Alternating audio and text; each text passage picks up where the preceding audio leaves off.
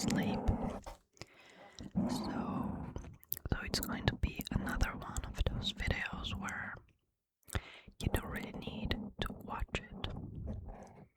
All you have to do is to listen to it, close your eyes, and allow these high vibration words to surround you. Let's keep reading the book that I have been reading while I do some whispers to you. This time we are still in chapter 2, but this is session 6, and it's about fear and conflict, fear and conflict, fear and conflict. So number 1, being afraid.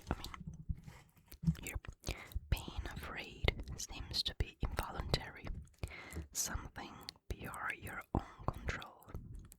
Yet I have said already that only constructive acts should be involuntary. My control can take over everything that does not matter, while my guidance can direct everything that does, if you so choose. Fear prevents me from giving you my control. The presence of fear shows that you have raised body thoughts to the level of the mind. This removes them from my control and makes you feel personally responsible for them. This is an obvious confusion of levels.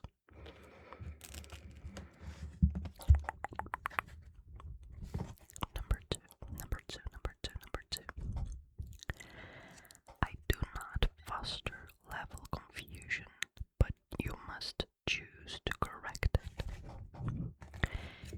You would not excuse insane behavior on your part by saying you could not help it. Why should you condone insane thinking? There is a confusion here that you would do well to look at clearly. You may believe that you are responsible for what you do, but not for what you think. The truth is that you are responsible for what you think, because it is only at this level that you can exercise choice. What you do comes from what you think. You cannot separate yourself from the truth by giving autonomy to behavior. This is controlled by me automatically as soon as you place what you think under my guidance. Whenever you are afraid, it is a sure thing that you have allowed your mind to miscreate and have not allowed me to guide it. Number 3. It is pointless to believe that controlling the outcome of misthought can result in healing. When you are fearful, you have chosen wrongly. That is why you feel responsible for it. You must change your mind, not your behavior, and this is a matter of willingness. You do not need guidance except at the mind level. Correction belongs at the level where change is possible. Change does not mean anything at the symptom level, where it cannot work. Number 4. The correction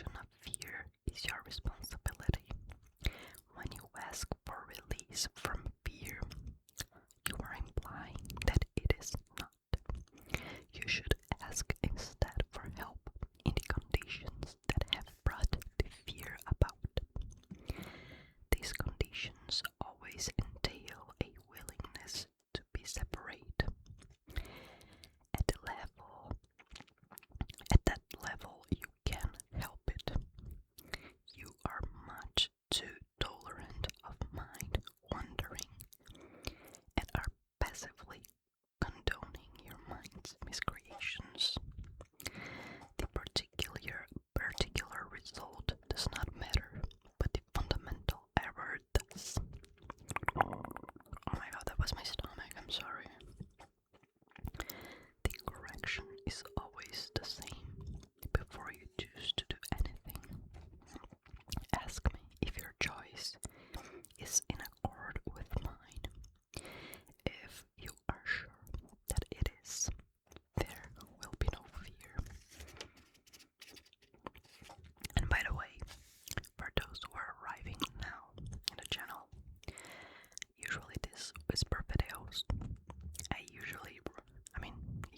I basically am reading a book that I really enjoy, that it is called A Course in Miracles, and basically it is a channeling from Jesus, but I don't want you to feel excluded, or I don't want you to feel like I'm not respecting your beliefs or anything. It's just this book, in my opinion, goes beyond any religion and any traditional concept that we have about these spiritual masters that come to earth.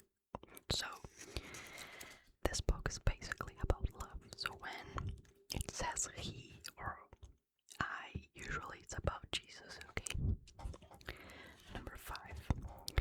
Fear is always a sign of strain arising whenever what you want conflicts with what you do.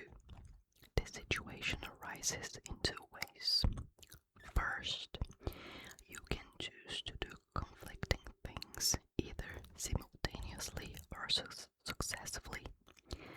This produces conflict behavior which is intolerable to you because the part of the mind that wants to do something else is outraged. Second, you can behave as you think you should, but without entirely wanting to do so.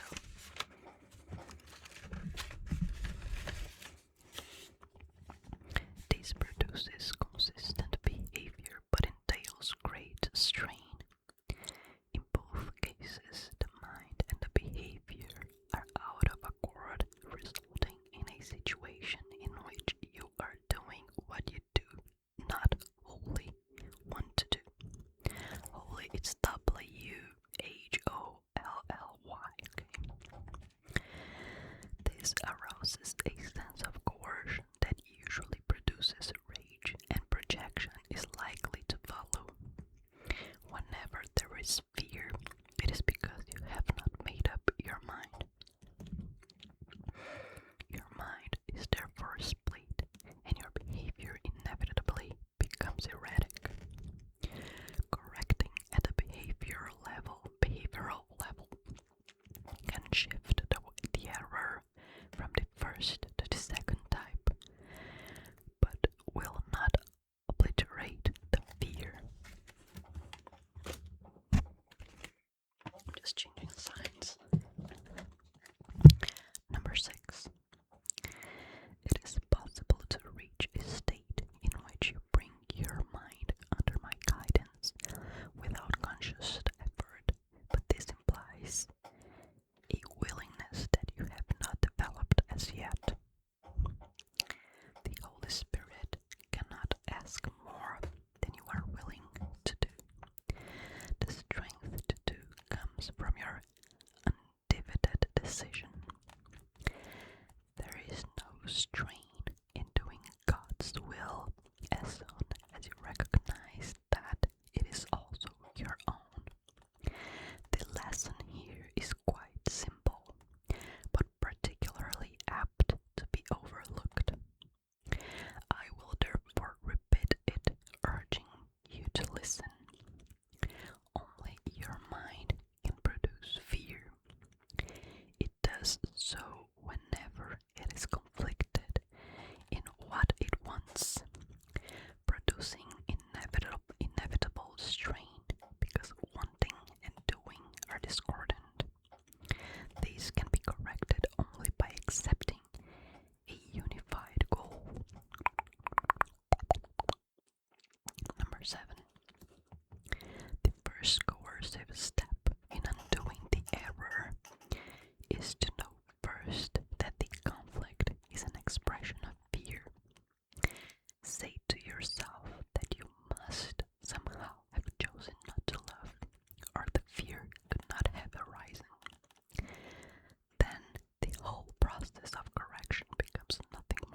a series of pragmatic steps in the larger process of accepting the atonement as the remedy.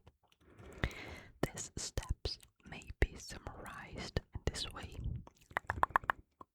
Know first that this is fear. Fear arises from lack of love. The only remedy for lack of love is perfect love. Perfect love is the atonement. I have emphasized that the miracle or the expression of atonement is always a sign of respect from the worthy to the worthy. The recognition of this worth is reestablished by the atonement. It is obvious then that when you are afraid, you have placed yourself in a position where you need atonement. You have done something loveless, having chosen without me. This is precisely the situation for which the atonement was offered. The need for, oh my god, that was, I think, this thing on the mic. This is precisely the situation for which the atonement was offered. The need for the remedy inspired its establishment. As long as you recognize only the need for the remedy, you will remain fearful. However, as soon as you accept the remedy, you have abolished the fear. This is how true healing occurs. Number 9. Everyone experiences fear, yet it would take very little right thinking to realize why fear occurs. Few appreciate the real power of mind, and no one remains fully aware of it all the time. However, if you hope to separate yourself from fear, there are some things you must realize and realize fully. The mind is very powerful and never loses its creative force. It never sleeps. Every instant it is creating. It is hard to recognize that thought and belief combine into a power surge that can literally move mountains. It appears at glance that to believe such power about yourself is arrogant, but that is not the real reason why do not believe it. You prefer to believe that your thoughts cannot exert real influence because you are actually afraid of them. This may allay awareness of the guilt, but at the cost of perceiving the mind as impotent. If you believe that you think it is ineffectual, you may see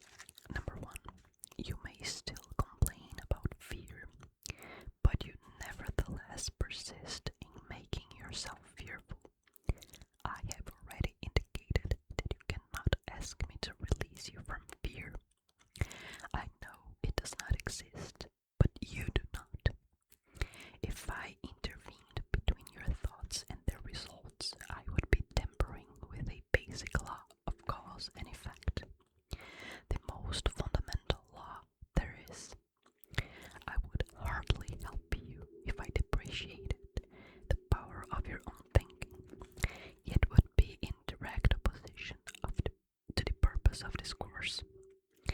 It is much more helpful to remind you that you do not guard your thoughts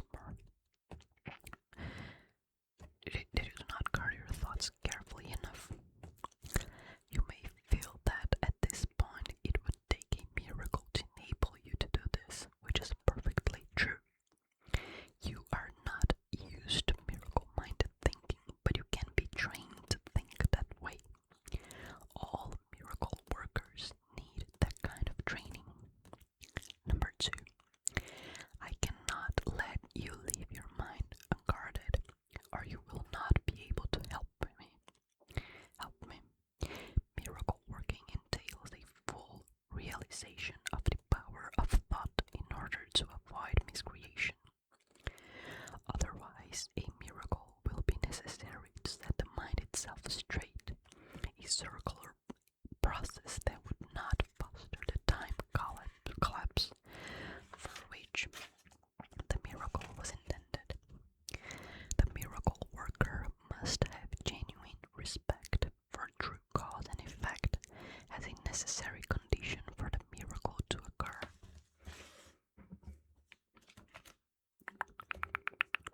Number 3. Both miracles and fear come from thoughts. If you were not free to choose one, you would also not be free to choose the other.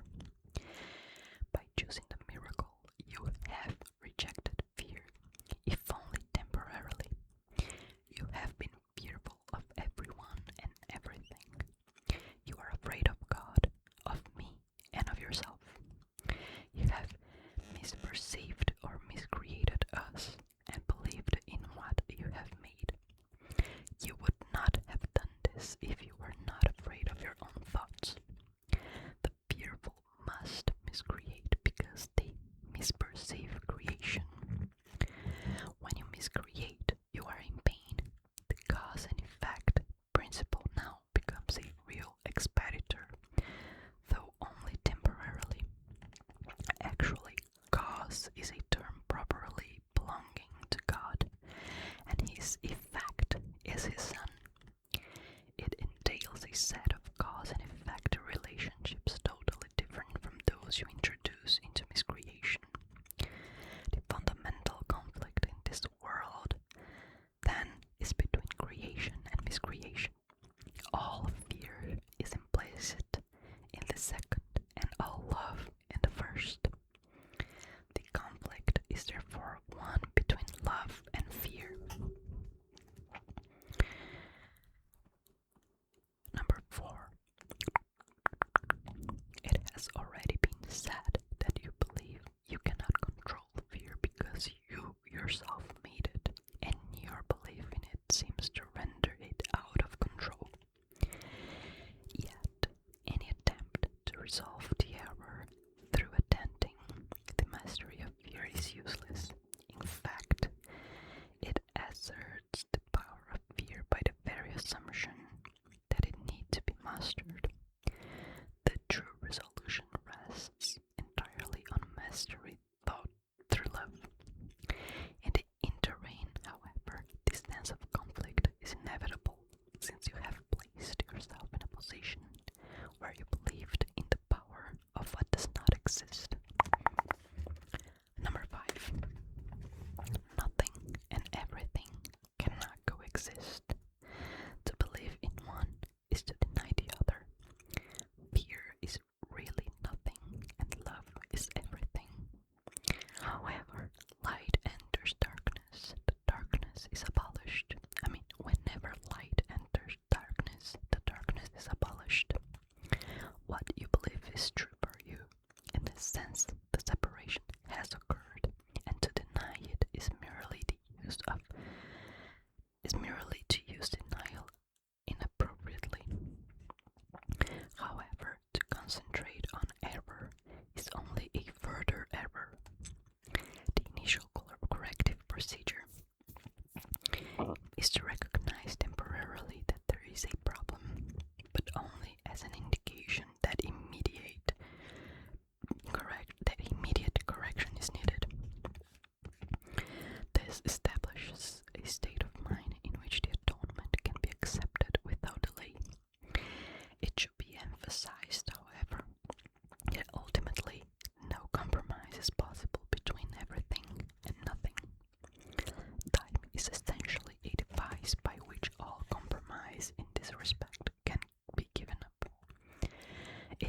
only seems to be abolished by degrees, because time itself involves intervals that do not exist. His creation made this necessary as a corrective device.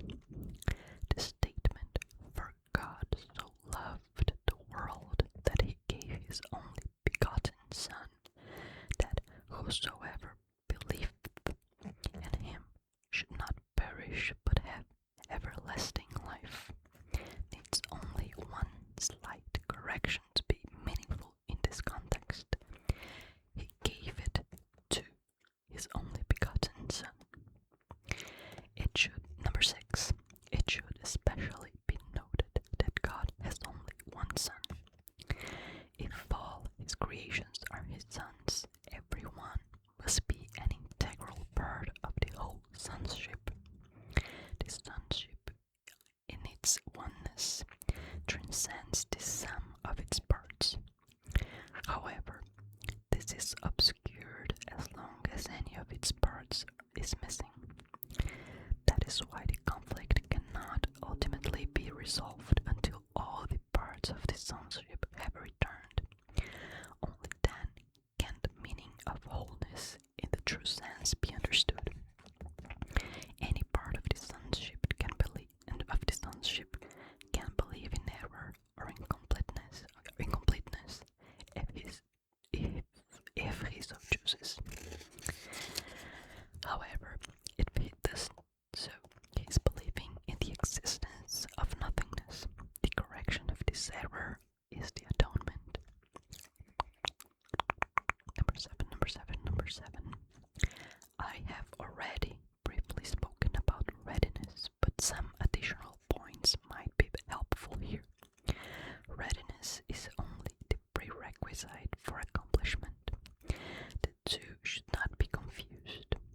As soon as a state of readiness occurs, there is usually some degree of desire to accomplish, but it is by no means necessarily undivided. This state does not imply more than a potential for a change of mind. Confidence cannot develop fully until mastery has been accomplished. We have already attempted to correct the fundamental error that fear can be mastered, and have emphasized that the only real mastery is through love. Readiness is only the beginning of confidence. You may think this implies that an enormous amount of time is necessary between readiness and mastery, but let me remind you that time and space are under my control. So, I hope you enjoyed these whispers. I hope you are relaxed